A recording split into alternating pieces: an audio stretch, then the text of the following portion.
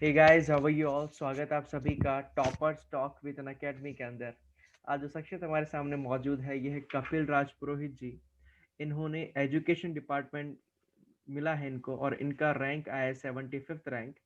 और आइए मिलते हैं इनसे और जानते हैं किस प्रकार से इन्होंने तैयारी की, किस प्रकार से अपने लक्ष्य को अंजाम दिया और किस प्रकार से इस मुकाम पर तक पहुंचे। देखो, गवर्नमेंट जॉब कोई भी हो, हर एक व्यक्ति के लिए एक बड़ा ड्रीम होता है, एक माइलस्टोन होता है, एक सफर की शुरुआत होती है कि हाँ, एक कदम रख दिया है, अब सफर तय करना है। तो फर्स्ट जो स्टेप है वो ये रख चुके हैं। आइए पूछते हैं इनसे किस प्रकार का सफर रहा अभी तक का इनका, किस प्रकार से पढ़ाई की, कितनी मुसीबतें आई इनके सफर में और किस प्रकार से इन्होंने उन पर काबू पाया।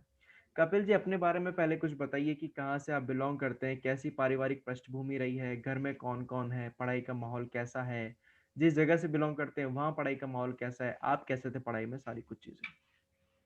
जी सर। सबसे पहले तो आपको बहुत-बहुत थैंक यू। ये एक बहुत ही वेलकम। ऐसा एज़ अ प्राउड मोमेंट होता है एक स्टूडेंट के लिए बिल्कुल। और शायद इसी वज़ह से थोड़ा-सा नर्वस भी हूँ मैं। नहीं, कोई नर्वस मत होइए। आप जनरल जो अपनी कॉन्वर्सेशन कर रहे हैं बस वही तो है, और कुछ भी तो या नहीं। जी। हाँ, तो हेलो गाइस, मेरा नाम कपिल राजपूत है और 2013 में मैंने 12th किया था ओके। साइंस मैथ से। उसके बाद मैंने 2014 से गवर्नमेंट इंजीनियरिंग कॉलेज बीकानेर से बीटेक किया था, हुँ। 14 से 18 तक। जी। उसके बाद कुछ फैमिली कंडीशन से समझ लीजिए आप कि ऐसा मुझे लगा कि मुझे गवर्नमेंट जॉब में जाना ही पड़ेगा। हुँ। तो जस्ट जब पास आउट हुआ तब वैकेंसी आई थी आरएसएस आरएसएम-एसएस पीएलडीसी की। जी। तो मैंने पहला पहला मेरा लाइफ का कहिए कि पहला ही कॉम्पिटिशन एग्ज़ाम था और मैंने फॉर्म फिल आउट किया था और भगवान की दया से और सबके आशीर्वाद से हो गया सिलेक्शन मेरा। जी। तो अभी मैं as a junior assistant education department में काम करता हूँ। जी। यहीं और बेसिकली मैं जोधपुर से हूँ, काफ़ी सालों से जोधपुर में रह रहे हैं। ओके। और जोधपुर को तो आजकल शायद ही ऐसा कोई है जो जोधपुर को नहीं जानता है। बिल्कुल, काफ़ी बिल्कुल। फेमस हो गए आजकल तो प्रियंका चोपड़ा भी यहाँ शादी करने लग गई है। जी, जी, जी। और जोधपुर एक कल्चरल कैपिटल है राजस्थान की। बिल्कुल सही बात है। और फैमिली बैकग्राउंड में गए तो मेरे फैमिली में अभी तक कोई पढ़ा लिखा नहीं है। ओके। मेरे फादर 10th पास है, मम्मी तो नहीं पढ़ी लिखी है। हुँ। और शायद हम जिस गाँव से आते हैं उस गाँव में हमारे आस-पास जो घर है उसमें शायद मैं पहला ही ग्रेजुएट होऊँगा। हुँ। अब जो भी होंगे मेरे बाद वाले आने वाले ग्रेजुएट होंगे। हुँ। और फैमिली बैकग्राउंड में तो काफ़ी मतलब ऐसा दिक्कत आई थी मुझे स्टार्टिंग में क्योंकि सबसे बड़ी दिक्कत आई थी गाइडेंस की। जी। मुझे गाइडेंस नहीं मिला था। हुँ, हुँ। क्योंकि एक मेहनत करना अलग होता है और एक गाइडेड वे में मेहनत करना अलग होता है। बिल्कुल सही बात है। तो गाइडेंस की वजह स्टार्टिंग में काफ़ी दिक्कत आई थी मुझे। बट अभी तो थैंक्स टू इंटरनेट और बहुत बहुत सारी चीज़ें ऑनलाइन अवेलेबल है। हुँ। जी, बिल्कुल। कपिल, मैं आपसे ये पूछना चाहूँगा कि जैसे आप बोल रहे हैं कि आपने 2018 में अपना जो बीटेक है वो कंप्लीट किया, उसके बाद आपने पढ़ाई जी। स्टार्ट की और आप ऑनलाइन को भी काफ़ी थैंक्स दे रहे हैं कि यार ऑनलाइन था, ऑनलाइन मीडियम था, इस वज़ह से मैं हाँ, पढ़ाई कर पाया। आप मुझे एक चीज़ जी, बताइए कि एक विद्यार्थी जो पढ़ाई कर रहा है, उसके पढ़ाई में जी, ऑफ़लाइन और ऑनलाइन जब दोनों पढ़ाई करता है, तो कौन-सा बेटर जी। मीडियम है पढ़ाई का? Should we choose online sir और देखिए ऑफ़लाइन? व्हिच इज़ हाँ, बेटर?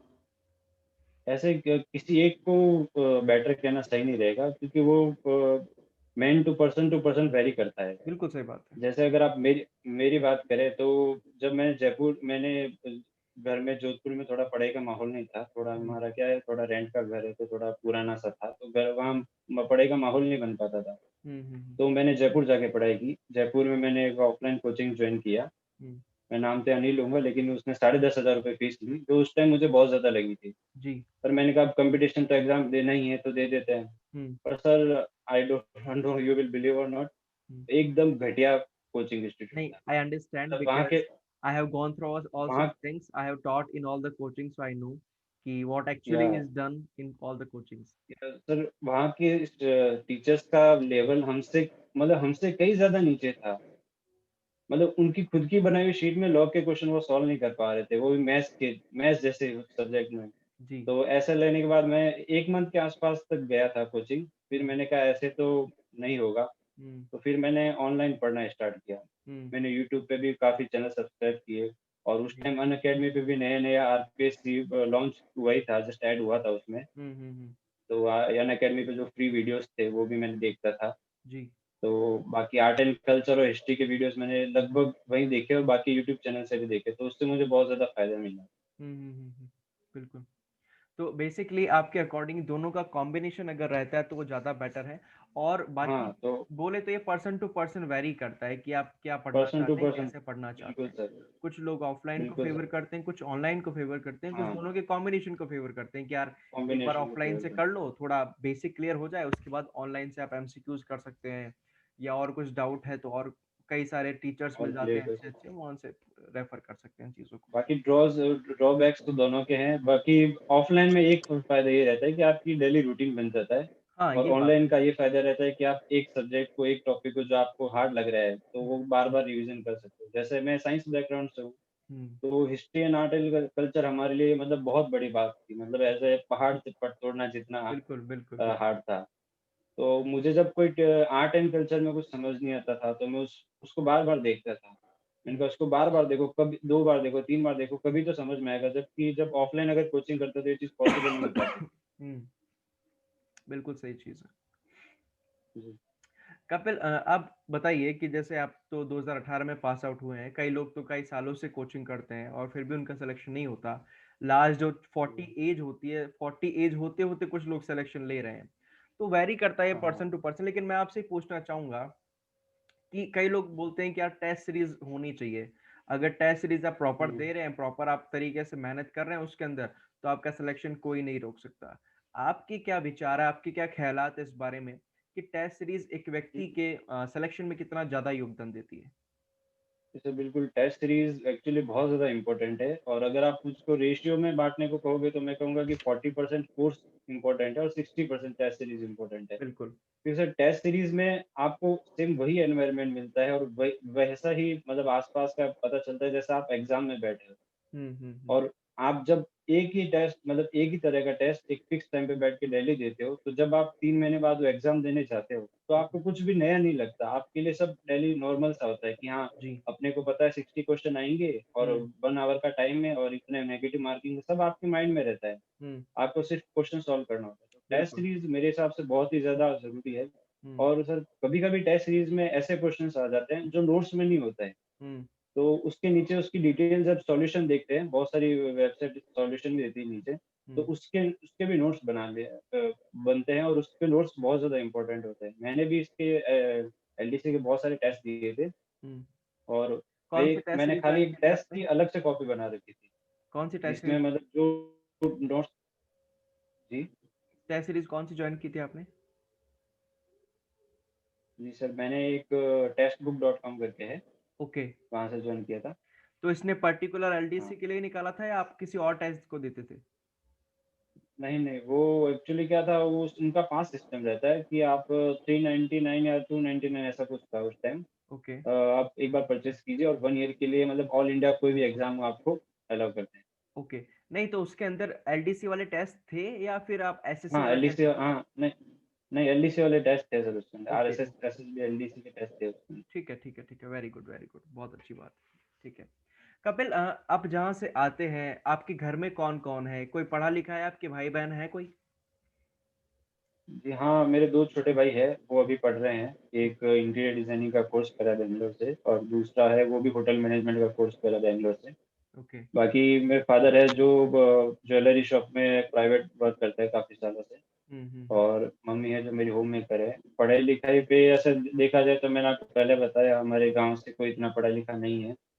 उस वजह से गाइडेंस की वजह से काफ़ी दिक्कत हुई थी हम्म और बाकी जब आज से कुछ 20 एक साल पहले मेरी मदर जो है हमें यहाँ ले आई थी, हम्म शहर में। बस उनका एक ही सपना था कि मेरे बच्चों को पढ़ाना हम्म। और हमने काफ़ी ट्राई किया है उस सपने को पूरा करने का। हम्म, बिल्कुल बिल्कुल बिल्कुल बाकी सही ऐसे बात है। पढ़ाई के मामले में देखा जाए तो एक ऐसा ये लाइफ में हुआ था मेरे साथ कि मुझे ऐसा कहीं से पढ़ा था कि मुझे पायलट बनना है। हम्म। तो कहीं से सुना कि उसके लिए साइंस मैथ्स लेनी पड़ती है। जी। तो 11th में साइंस मैथ्स ले ली हमने। हम्म लेकिन 12th में आने के बाद पता चला कि उसके लिए आई 6/6 होनी चाहिए। हम्म। तब पता चला हम मेरे तो चश्मा लगा हुआ है। तो ये गाइडेंस का मतलब गाइडेंस का इतना फ़र्क पड़ता है कि जब बिल्कुल। आपके पास गाइडेंस नहीं हो पाती, तो हम्म। आप कैसे मतलब अपने वो टारगेट से हट जाते हो। बिल्कुल बिल्कुल सही बात है। एक एक दिशा होना जरूरी है। आप कितने भी इंटेलिजेंट क्यों बहुत। ना हो, कितने होशियार क्यों ना हो, अगर आपके पास एक सही दिशा नहीं है तो आप भटक जाओगे। और अगर आपकी मेहनत जी, भटक जाएगी तो फिर आप कितनी भी मेहनत कर लो वो गलत दिशा में ही जाएगी। बिल्कुल सही बात जी, है कपिल। कपिल, मैं आपसे पूछना चाहूंगा, जब हम एग्जाम हॉल के अंदर बैठते हैं तो कई लोग तो ऐसा होता है कि बहुत ज्यादा नर्वस 90s का शिकार हो जाते हैं, जिस प्रकार सचिन तेंदुलकर हुआ जी, करते थे कि हाँ, जैसे 90 पे आते थे आउट हो जाते थे, या वैसे कई आउट हो लोगों का जाता है। होता है कि जैसे एग्जाम हॉल में जाते हैं हाथ पैर कांपने लग जाते हैं, ठंडा पड़ जाते हैं हाथ पैर, और क्वेश्चंस गलत हुँ, हो जाते हैं। और कई लोग इतने एक्साइटेड हो जाते हैं, मतलब कि ओवर कॉन्फिडेंट होते हैं कि कई सारे आंसर्स गलत कर देते हैं और कॉन्फिडेंस के चक्कर में। जी, तो दोनों का सामंजस्य बैठाना कितना मुश्किल होता है, आपने कैसे बैठाया और आपने किस प्रकार से तैयारी की? जी, दोनों का सामंजस्य बैठाना आप बहुत सही बात बोली आपने कि बहुत ज़्यादा हार्ड होता है। जी। एक्चुअली ये सबसे ज़्यादा दिक्कत आती है हम जैसे फ्रेशर्स को, जिन्होंने मतलब ऐसा एनवायरनमेंट पहली बार देखा हो। जैसे अभी आप कॉलेज के एग्ज़ाम देने जाते हो, तो वो नॉर्मल होता है, आपको पता है सब आपके आस-पास आपके दोस्त हैं। अपने कैसे भी मतलब कुछ नहीं हो तो बोल-चाल के बता देंगे और आप लिख दोगे। आपको मन में 1% भी डर नहीं रहता। बिल्कुल। लेकिन वहाँ जब एग्ज़ाम हॉल में जाते हैं, तब आप देखोगे कि आपके जो पास वाला है, वो आपको कुछ भी बताने से बचता है। आपके सामने भी नहीं देखता वो। बिल्कुल तो बिल्कुल। मतलब आपको आपसे एक कॉम्पिटिशन बढ़ता है कि ऐसा जी। मतलब सब लोग अपना मतलब कुछ पढ़ के आए हैं, मैं कुछ कम पढ़ के आया हूँ। ऐसे मतलब नेगेटिव थिंकिंग आना स्टार्ट हो ही जाती है एग्ज़ाम हॉल में। हम्म। तो सर उसका तो सबसे बेस्ट इलाज यही है कि आप टेस्ट सीरीज़ दो। अगर आपका एग्ज़ाम ऑफ़लाइन है, तो आप ऑफ़लाइन टेस्ट सीरीज़ जॉइन करो हम्म। और ऑनलाइन है, तो आप online test series join okay. Online test series में सर ऐसी छोटी-छोटी बातें ध्यान रखनी पड़ती है। जैसे आप कंप्यूटर पे एग्ज़ाम दे रहे हो, हम्म। तो जो आपका जो कीबोर्ड है, वो कीबोर्ड के पास आपको इतना सा स्पेस मिलता है। तो आपको उसी में अपना रफ पेपर रखना होता है, उसी में अपना रफ वर्क करना होता है। जबकि अपन जब नॉर्मल टेस्ट सीरीज़ देते हैं घर पे, तो अपन आराम से टेबल पे बैठते हैं, एक साइड पे लैपटॉप रखते हैं, पूरी टेबल अपने पास होती है जी। और आराम से सॉल्व करते हैं। तो हम्म। वो चीज़ भी काफ़ी मैटर करती है। मतलब आप उसी एनवायरनमेंट में रोज़ाना टेस्ट सीरीज़ दो, जो एनवायरनमेंट आपको एग्ज़ाम में मिलेगा। अब बिल्कुल सही। ऑफ़लाइन एग्ज़ाम में जैसे कभी टीचर आता है साइन करवाने, कभी कोई आता है, कभी किसी की अटेंडेंस देनी होती है, तो वो हम्म। सब डिस्टर्बेंस भी होता है। तो हमें स्टार्टिंग से उसी वे में अपनी तैयारी को करना चाहिए। हम्म। बिल्कुल बिल्कुल बिल्कुल बिल्कुल सही कहा आपने, सारी चीज बहुत सटीक बात कही है आपने कि किस प्रकार से तैयारी की जानी चाहिए और किस प्रकार से अपने लक्ष्य की तरफ बढ़ना चाहिए। एक और चीज लास्ट पूछना चाहूंगा, आपने कोचिंग ज्वाइन कर ली थी, आपको आपने बताया हमें, आपने नोट्स जी। बनाए थे या कई लोग होते हैं कि सिर्फ बुक्स में ही लाइन करते रहते हैं, हाईलाइट करते रहते हैं उसको, तो आपने नोट्स बनाया था या सिर्फ हाईलाइट किया था? नहीं सर, मैंने नोट्स बनाए थे। एक्चुअली जहाँ कहते हैं ना कि स 5 उँगलियाँ बराबर नहीं होती, वैसे वहाँ सारे टीचर बराबर नहीं थे। जी। एक जियोग्राफी के टीचर थे, वो बहुत अच्छे थे। हम्म। उनके मैंने एक-एक बात को नोट्स अपने हाथों से लिखा था। जी। और बाकी उन्होंने बुक्स भी दी थी, लेकिन एक बुक्स से पढ़ना एक अलग बात होती है और हाथों से नोट्स बना के पढ़ना अलग बिल्कुल। बात होती है। हम्म। एक्चुअली हम तो क्या थोड़ा टेक्निकल माइंड लगाने वाले, तो हम ऐसा ऐसा करके मानते थे कि जैसे मान लो आप कुछ लिख रहे हो, तो एक तो आप लिख रहे हो, दूसरा आप बोल रहे हो, तीसरा बात वो आपके कानों में जा रही है, तो एक बात आपने आपके दिमाग में 3 बार गई, तो आपको एग्ज़ाम में कुछ ना कुछ तो याद रहेगा ही रहेगा। सही बात है। तो मैं हाथों से नोट्स लिखना ज़्यादा प्रेफ़र करता था। हम्म। अभी भी मेरा प्लान है आगे सिविल सर्विसेज़ का, तो अभी भी जो राजस्थान के जो नोट्स है उस टाइम के, वो मेरे पास अभी भी पड़े हैं हम्म। और मैं अभी भी उनको कभी-कभी पढ़ता हूँ और वो किसी भी बुक से अभी तक सबसे ज़्यादा अच्छे मुझे वही लगते हैं। वेरी गुड वेरी गुड, बहुत अच्छी बात है। जी। तो जी, आपके अकॉर्डिंग कोचिंग पे जो पढ़ाया जाता है वो तो होना ही चाहिए, वो तो आपको पढ़ना ही चाहिए, उसके अलावा आप अपनी तरफ से भी कुछ चीज़ें ऐड कर सकते हैं और वही जी, बेटर होता बिल्कुल है। ये आज अगर आपके हाँ, एक बार और ये नोट्स तैयार कर लिया आपने अच्छे से, तो फिर कोई प्रॉब्लम नहीं, कोई भी एग्जाम आए आप आपको सिर्फ उसको पढ़ना है और एग्जाम क्रैक करना है। बिल्कुल सही बात है। बिल्कुल सर और आजकल को जो जो एग्ज़ाम पैटर्न जो बदल रहा है हम्म। फैमिली जो आ रही है उसके लिए तो कोचिंग इनफ नहीं होती है, ना कोचिंग इनफ होती है और ना ही आपका जो है एक बुक इनफ रहती है, दोनों का कॉम्बिनेशन साथ लेके ही चलना पड़ता है आपको। बिल्कुल बिल्कुल बिल्कुल। एनालिटिकल स्टडी बहुत मैटर करती है उसके अंदर, और आपका एक जी, तरीका किस प्रकार का है पढ़ने का वो मैटर करता है। बिल्कुल सही बात है। जी। क्या कपिल जी, बहुत मजा आया आपसे बात करके, बहुत अच्छा लगा, आपने अपना वक्त दिया, आपने अपने बारे में बताया कि आप कहाँ से बिलोंग करते हैं, कैसे आपने पढ़ाई की, कैसा बैकग्राउंड रहा, सारी चीजें हमको अच्छी लगी। जी, अगली वीडियो में हम जानेंगे आपसे कि एग्जाम का पैटर्न किस प्रकार का था, किस प्रकार से आपने जी सर, एग्जाम को अप्रोच किया और किस प्रकार से सफलता पाई और इतना अच्छा रैंक हासिल किया। बहुत बहुत धन्यवाद कपिल जी तब तक आपके लिए, और थैंक यू मिलते हैं सर, आपसे थैंक अगली वीडियो में, अगली कड़ी आप में। हमारे दर्शकों को सभी श्योर को सर, धन्यवाद कि आप हमारे साथ बने रहे और इस प्रकार से आपने अपना कीमती वक्त हमें दिया। बहुत बहुत धन्यवाद कपिल जी। Thank you.